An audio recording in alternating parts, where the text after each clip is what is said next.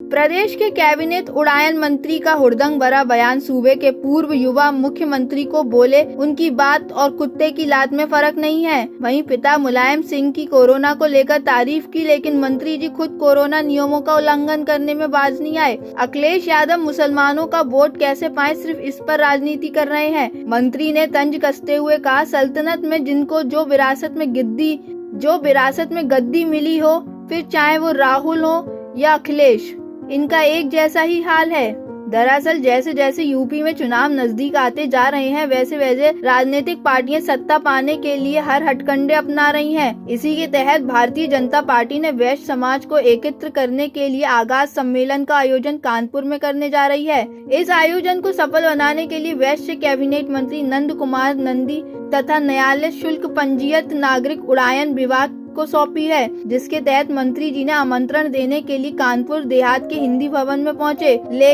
लेकिन खाली कुर्सियां भी मंत्री जी के उत्साह को कम न कर सकी और विरोधियों पर जमकर बरसे। वहीं वैश्विक महामारी कोरोना से बचने के लिए सरकार गाइडलाइंस का पालन करने के लिए कितने प्रयास कर ले, लेकिन उनके ही जिम्मेदार मंत्री कोरोना गाइडलाइंस का किस तरह उल्लंघन कर रहे हैं, तस्वीर में साफ देखा जा सकता है। पत्रकारों के सवाल पर मंत्री जी ने अखिलेश पर तंज कसते हुए कहा कि भाजपा की वैक्सीन नहीं लगवाई, उसके बावजूद भी उनके पिता ने वैक्सीन लगवाकर उनके भ्रम को दूर किया और वह गुलाटी मार कुत्ते चाटने वाली कहावत सच हो गई। निश्चित रूप से वैश्य समाज की भी हिस्सेदारी होगी और हमारी सरकार सबका साथ, सबका विकास और सबका विश्वास सिर्फ कहती नहीं है, सिर्फ नहीं, ये नारा, ये है उद्देश्य हमारा, ये धरातल पर दिखाई देता। अखिलेश यादव भगवान परशुराम को पर्चा लेकर घूम रहे हैं, क्या मुकाबला होगा पर्चे?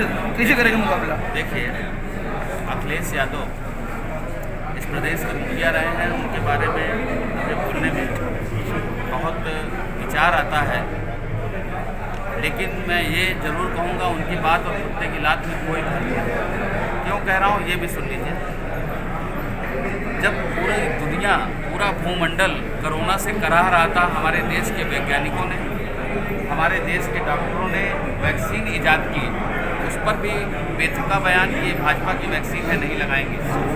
आदरणीय मुलायम सिंह जी को धन्यवाद करता हूँ कि उन्होंने वैक्सीन लगवा करके अपने बेटे द्वारा फैलाए हुए भ्रम को दूर करने का काम किया और वो गुलाटी मारकर फूंक के चाटने वाली जो कहावत है सही है।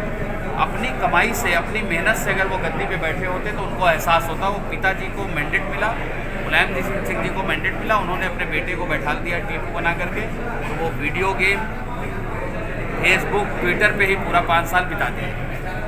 आज वो मुस्लिम समाज का वोट कैसे मिल जाए, केवल इसकी राजनीति करते हैं। जिन्ना को आदर्श बताते हैं, कभी ओसामा बिन लादेन को कहो खड़ा करके राष्ट्रपुरुष बताने लगे। तो जो व्यक्ति अपनी समझ से काम करते नहीं, उसको कोई लिख करके दे देता है और पढ़ करके बोलने लगते हैं। मुझे ऐसा लगता है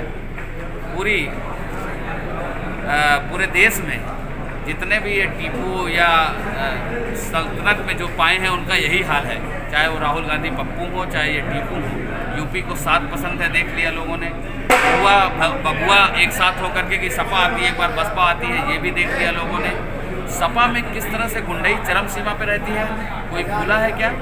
लिखते हैं कि आ रहे हैं, इसलिए आ रहे हैं भाई, केवल रुझान आया था कि सपा की सरकार बनेगी। दलित बस्ती की बस्ती फूंक दी गई थी। सबको याद है, इन गुंडे, इन माफिया, इन मवालियों को कोई सत्ता देने नहीं जा रहा है।